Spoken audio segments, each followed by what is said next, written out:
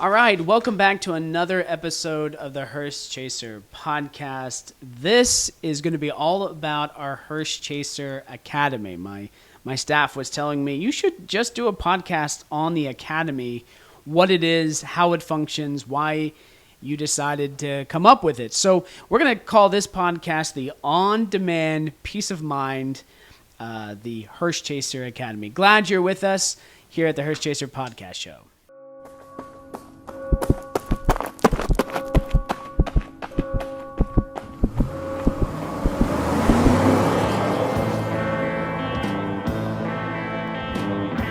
You're listening to the Hearse Chaser podcast show.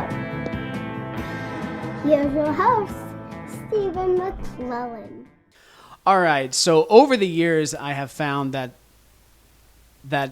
people have a lot of questions, and people are in a different place. No two people are in the same place in life, and what we imagine from the Hearse Chaser Academy is to help as many people as we possibly could. Here in my state of Arkansas, there are 36,000 people who die every single year. That's quite a few. I think around 100 a day. I think that is how it works out. Obviously, there was just no way that I could sit down with all those families, walk them through the things they need to think about, and I thought perhaps the best thing I can do is put together a course that would help people at different stages. And on those two topics, we put together two different stages. One stage is losing a spouse. And then the other is final administration when you lose the widow or you lose a friend, or it's the final administration. There's different rules, whether there's a surviving spouse or whether it's the loss of mom or dad who is not married. In each course, we went through over 2.5. Each of them is over 2.5 hours, and most of the time when I sit down and talk to folks, I only get about 45 minutes or so, maybe an hour. Half of the time they're talking, half the time I'm talking, and there's just so many things that I wish for them to know to help them along the process, and some of them, the first lesson in each one of those is pre-burial concerns, like things you need to know right away before you even have a memorial service. You ask, why do you have a lesson on that? Well, I get calls the same day that someone passes. I get calls the day after someone passes, and I'm getting questions about what to do. Even before the death certificate is ready, clients are often ready to get things moving. And so some of that lesson one is just helping with the mindset of things you should think about and prioritize in that process. So a lot of times in those moments, people don't want to get out. They don't want to see anybody. I have seen a lot of emotion when somebody loses a loved one. And I'm not afraid of emotion. I didn't do this course to say I don't want to see the emotion. I trust me. I've 3 daughters. There's always someone crying in my life. I see it all the time. But I know that sometimes it's helpful to process those things at home. And having a course that walks you through that allows you to pause, allows you to think, allows you to write things down, and kind of help collect your thoughts, because I can just see it. I know sometimes I'll be talking to someone in my office, and something I say just kind of hits them in a way, and it's maybe a thought that they didn't think about, that they realize things are different, and I know how that feels. I've seen that feel. I can just see that person just kind of, you can just see that they just exhale and they feel the weight of that moment.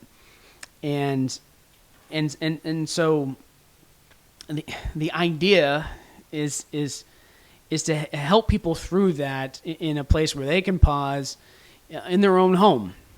And for other life stages, what we say is it's so much better to begin your planning on your couch than in the courthouse. That's what a lot of people do. They don't think until something happens. So these courses are designed to help in a lot of different areas. So before diving in too much, I know there's a huge need for an academy because half of Americans don't even have an estate plan. And I get it's not the most exciting thing to talk about. I readily admit I probably am an oddball in the sense that talking about the end in mind is something that I talk about a lot. And if you know the story of the Hearse Chaser and where that name came from, you know that's something that is not something that bothers me to talk about. Some folks, it is hard to talk about. I totally understand that. Now, one of the problems I've seen a lot of webinars where individuals talk about, well, click here to learn estate planning, and one of the challenges of those webinars is that I think there are a couple things. One, they are not stage specific. So, you know, what I tell a 50-year-old is going to be different than a 60-year-old. What I tell a 60-year-old is going to be different than a 70-year-old. So there's different life stages that I would tell people different things at different times. And a lot of those webinars might only be for 30 minutes or so. And you know, a part of that is going to be on the sales side. Oh, you need to work with us. You need to get started now. And I have found that the way I handle things is more academic based. I don't tell as many good stories. I'm more like, here are the facts that you need to know, and kind of more from an educational standpoint. So the courses are more designed around, here's how it would look from, you know, the process step by step. And I don't spend 40 minutes, not 40 minutes, but like 6 or 7 minutes talking about some story that may or may not apply. My children know I'm terrible at storytelling. Anytime I have to like come up with a story with them, I'm just terrible. I can't figure out like unicorns and islands. I'm just terrible at it.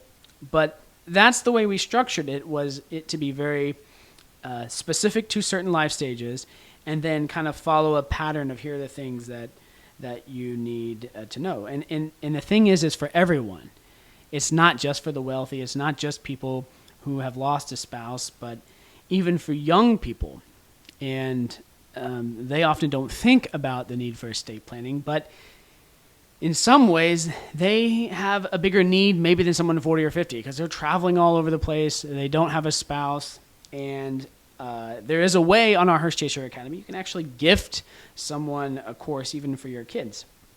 I'll make my kids watch it when they get older, and they'll say, "Dad, you looked a lot younger back when you did the academy than you do now." And I'll say, "Thanks a lot for that." Each stage matters and shouldn't be overlooked. And some of the unique things in our stages, we have one that is on blended families, and this came about because I saw that blended families have some of the more challenging planning goals than traditional families. And, you know, I used to have a saying, okay, the average person does estate planning at, say, 65. I feel like with blended families, they should do it 10 years before that, at 55, because it's just more complex. And it's really about identifying his, mine, and ours, you know, creating separate buckets if necessary on who gets what. There's probably the most popular course that we have is the one on pre-retirement, because that's where most people are. They're thinking about their estate plan, and they're thinking about that stage. Like, oh, I finally have some free time in my life. I finally have the time to sit down with an attorney. And that's probably the biggest reason why, you know, are married with kids. They're too busy, right? They're like, oh, I've got too much to do. I can't, you know, sit down and do estate planning right now. But often I see people do estate planning 2-3 times in their life, 2.5 times in their life. They do estate planning when they're young because they want a guardian, if something happens. And then they do it when they're older, around 65-ish, and then they'll tweak it in their 70s. That's the three main times I see folks do estate planning. One of the biggest barriers, I think, to estate planning is just the immense amount of legal jargon and confusion. And the reason I did the academy was to help folks bridge the gap between their knowledge and the attorney's knowledge. So what I mean by that is the attorney has gone to college, then they went to law school for 3 years, and then they've been practicing for 10 years upon that. So that's an enormous amount of knowledge that they have accumulated. And so when you walk into an attorney's office, it is almost like walking in with an Einstein that has all this knowledge, and it can feel like very overwhelming, or the level of knowledge is, very, very one-sided. So I thought the academy would be a great place to really enhance the client's experience with the attorney, knowing that they had 2 hours of content, and some of it they could skip if they don't think that lesson is particular, but to have that base knowledge helps elevate them and give them confidence. Thank you for tuning in to the Hearse Chaser podcast show. Our mission is to be your first choice for last wishes. Want to dive deeper? Join us over at the Hearse Chaser Academy, where we've created 8 on-demand courses for each stage of life. From young adulthood to retirement, navigating separation or blended families, and everything in between, we help you plan for the future, no matter where you're at. Now stay with us as the ride continues on the Hearse Chaser podcast show. And I'm kind of the person that if I had the opportunity, I don't know why medicine doesn't do this. Like, for example, if I were going in for knee surgery, it'd be really nice if that physician would put together an hour-long talking about, well, here's what a knee replacement does. Here is what you need to expect as far as pre-op things you need to do. And here's some of the medicine you might get prescribed. Post-op is going to look like this. You're going to be pretty painful the 3rd day. First 2 days you're on heavy drugs. 3rd and 4th day is a little bit better. I don't know why physicians don't do that. I think that would be incredible. So if you're watching this, you're a physician, please take my idea and go create a course for people doing whatever you do, so that they know more about what to expect. It would calm the nerves. I just like to know, what am I getting into? I mean, I think a lot of times when someone needs a knee replacement, they just want the problem fixed. But maybe that might be more true about elective surgeries. An hour-long video from the physician and the team might be helpful. And I think of estate planning, I do feel like it is somewhat elective. In most cases, I hope that people are in a place where they have time and they can focus on it, and it's not like an urgent thing, though it does happen. I get calls all the time. Someone's been diagnosed with cancer, and we have to rush through an estate plan very quickly, or I have to go to a hospital or something like that. But I think my role is to be an educator, to use all the knowledge, all the experiences that I've had, and bring it down so that anybody, no matter what stage, no matter what they've done in life, can understand estate planning and know what because just know what to expect. If you get tripped up over the jargon, you can spend the whole meeting with a client just trying to figure out the jargon, and you're just missing the major things. Because sometimes I'm that way. I worry about the details and kind of forget the overarching, what are we trying to accomplish. So helping the mindset, I think, is very helpful. Some people, and we set the price point, I think, as pretty reasonable. It's, you're getting way more content than you would in a single meeting with an attorney.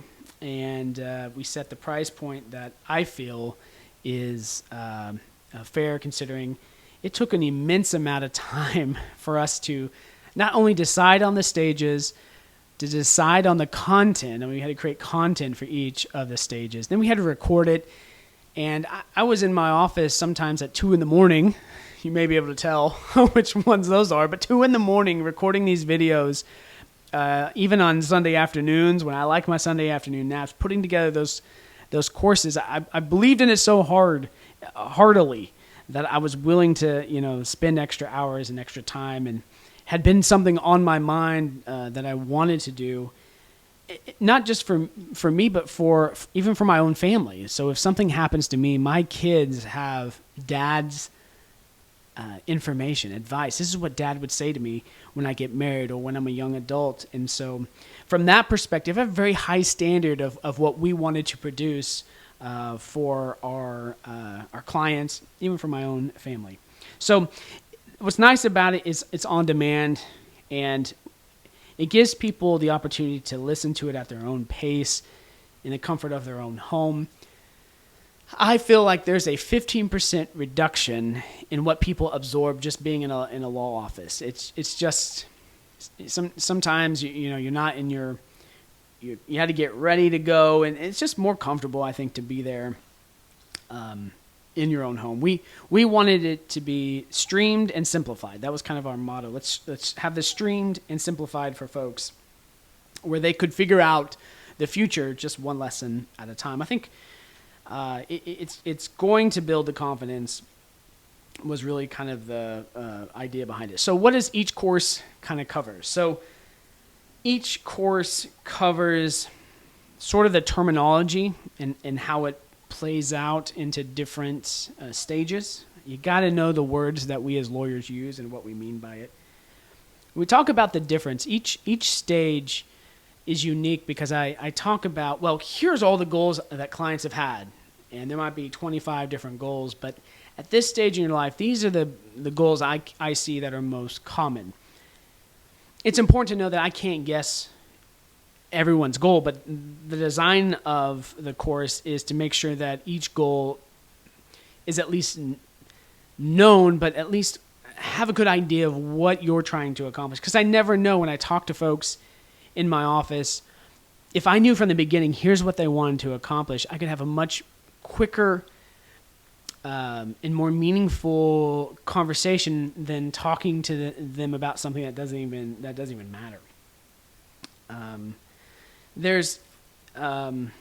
We talk in each of them. I talk about the mistakes that life stage makes, and the framework that you should have in your mind when it comes to estate planning. And that's a big part of it. It doesn't matter what industry you're in. If you're an athlete or you're in retail, there has to be some mindset about how to think about the thing that you're doing. And that can help answer a whole lot of questions. So we talk about the framework, things that you should be looking at. Importantly, how you should feel. If you're watching this each course has a chapter, a bonus one, on how to find a hearse chaser in your area. Now, I knew that there would be people that would watch this from other states, and I realized a lot of people ask me, well, can you find me an attorney in Tulsa or Tacoma, Washington, or someplace? And I say, well, I am probably better at finding a good attorney for you than you are. I know the things to look at. So I put that in there on the Hearse Chaser locator about how to find a good attorney, because I think that's a big part of it. And one of my favorite courses is the one on legally separated, because it doesn't just talk about what you should know from an estate planning perspective when you're legally separated, but also it tells you how to find a good divorce lawyer. I'm very, very passionate about that topic, and very passionate about some of the things I think that get overlooked, and how you can have better success in that course. And that might be one that you might watch and say, if you have a child going through that stage, there's a lot of good information on that can save them a ton of money if they know those things up front to make that process go a lot faster. So a lot of times your gut really does matter. And when you walk out in an attorney's office, sometimes you might say, I have a good feeling about this, or I don't. A lot of times that's all that you walk away with. And I have a saying that clients can only judge you by what they know. And a lot of times that is feelings, right? How they felt when they were in your office, and they talk about, I have a good feeling about you. And I say, I really appreciate that. But I also want you to know that from a standpoint of, we're going to take care of you, we're going to do these documents right, we're going to outlive you, and we want it to go smooth for our reputation, which will, go beyond your life. But we hope that you will refer other people to us as well. So those who have seen the course, they've said a lot of great things. They've complimented on how well it explains the difference between wills and different types of trust. It gave them language to talk about it to their spouse and kids. I think that's, if we can give voice to people in a way that they can communicate it and talk about it, then the thing becomes manageable. It's really hard to manage something or do something if you don't even know what words to put on it. And folks have complimented it has made that process go a lot smoother, knowing these things from the beginning. So I thought it'd be time to talk about our Hearse Chaser Academy, and hopefully that has got you excited about the Academy and why we put it together. I think it's a wonderful tool that we can help as many people as possible. There are just, statistically speaking, about 1% of the population passes away every year. That's over 1 million people. And we thought this course the impact that it could have on people's lives, people I don't even get to meet. I would love to meet everybody and sit down with them and hold space for them, hold their hand, tell them that, all the things they need to do.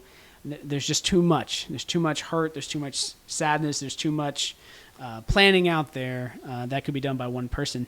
So I hope this academy is just but a small way to give back, give people opportunities to learn things, and help them plan the best for all the time they have here. And so thanks again for riding along on the special edition of the Hearse Chaser podcast. Hope you enjoy the rest of your day. Hey, thanks for listening to the Hearse Chaser podcast show. Please remember, you can't outrun a hearse, but you can leave your family with a smooth ride.